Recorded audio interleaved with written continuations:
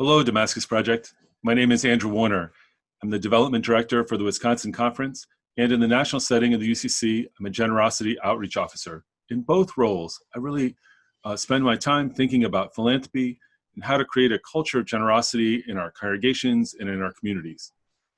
I'm excited to join with you here in the Damascus Project in this space where we can wonder together about the ways in which God is calling forth leadership from us and in our communities, the way we can learn from one another, best practices and ideas, the way that we can support each other as we experiment and innovate and play in church and in leadership. Today, as I begin this time with you, I want to really think about the way in which we approach philanthropy as individuals. Over the course of the month, I'll talk some about philanthropy in our churches and the way in which we can organize and practice stewardship and generosity.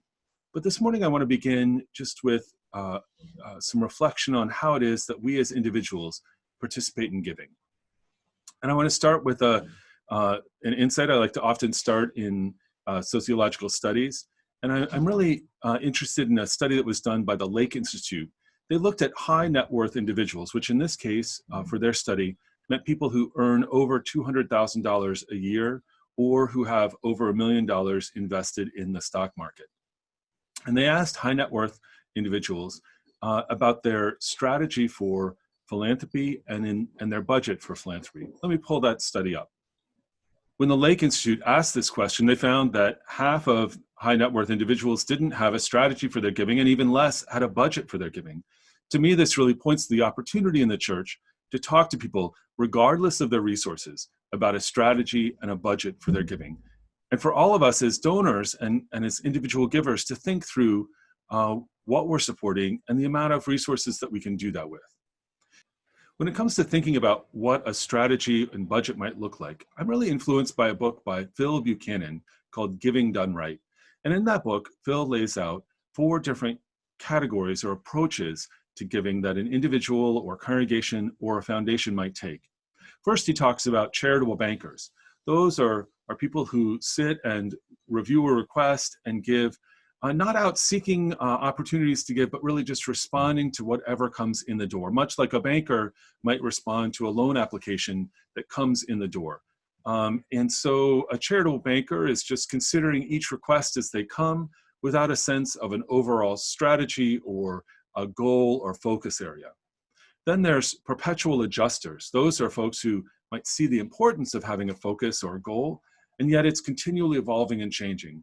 And they move from focus area to focus area without the staying power or long-term commitment that is what real change requires. And then there's partial strategists. Those are folks who might have a goal or a focus that shapes much of their giving, and yet they're also continuing to give to other strategies as they come along, or other requests as they come along. And finally, there's total strategists who have a very clear focus to their giving, a strategy of what they want to accomplish, ways to measure the impact of their gift, and ways to evaluate if an organization is helping them achieve their philanthropic goals. Phil Buchanan offers these really helpful ways to look at different approaches to giving. And I can see this playing out in my own family. I really think that we're the partial strategists. So our strategy is to first give to our local church. That's one of the primary places that we do our charitable giving. And second, we've identified a focus area for our giving, and that's related to vulnerable youth, in particular vulnerable youth and young adults. We came to that focus area slowly over time. So years ago, when Jay and I were married, we chose as our wedding scripture Matthew 25, the parable of the sheep and the goats, in which Jesus says to the sheep, "When I was hungry, you fed me. When I was lonely, you visited me. When I was naked, you clothed me." And the sheep say to Jesus, when did we do that? And Jesus says, "Whenever you did it to the least of them, you did it to me." Well, Jay and I want that scripture to be the scripture that we live our lives under, that the scripture that we are continually working to fulfill in our family, in our home, in our lives. And so when it comes to charitable giving, that scripture also gives focus and guidance to the choices that we make. So we, in particular, focus on organizations whether they're social service or social advocacy, that are addressing issues of human vulnerability and human need. As we've continued to give to those kinds of organizations, we've learned much more about ways to be impactful and ways to make a difference, and we've narrowed our focus. So initially we gave broadly to issues of human need and vulnerability, and now we've come to more narrowly focus on organizations and advocacy groups that are addressing the needs of homeless and at-risk youth. We've come in particular to look not just at who's serving that community, but how they're doing it. As we've been engaged with this focus area, we've learned that some youth agencies really work on positive youth development, of looking on building on the assets that youth have, of seeing them not their deficits, but all of the gifts and strength and skills that they have, and they build on that to help them determine their own future. That's really the approach that we want, of not positive youth development. So I mentioned that to say that we have a focus area that's scripturally based, and then as we've focused on that area, we've learned and grown as donors to figure out ways that we think are more impactful. More recently, in the last few years, we've added another lens onto our giving, and that's that of being anti-racist.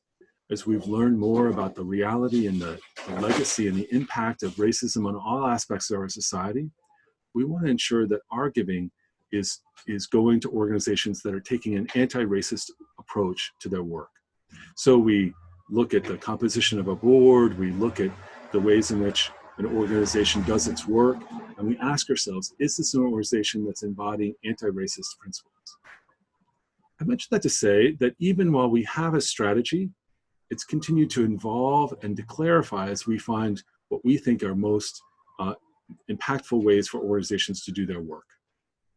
But I still count us as partial strategists, because even though we have a strategy that's focused on our church and focused on a particular impact area, we also, give to those organizations and causes that friends ask us about, and to my husband's alma mater and things like that. So there's some strategy, but it's still a partial strategy in our lives. Really invite you to think about what strategies and scripture and focus shape your giving. If you think about the gifts that you've made over the last year, is there a focus to the choices you make? And what would it mean to have a focus? Are there things that you've given to that you would say no to now if you had a focus to your giving? Are there new organizations that you would look for if you had a focus to your giving? And really, I'd invite you to imagine what kind of scripture story is going to shape and guide those strategic choices about a focus for your generosity. Really look forward to engaging this conversation with you, and I hope that you will share in the comment section that those scripture stories, those focus areas, your questions about generosity. Take care.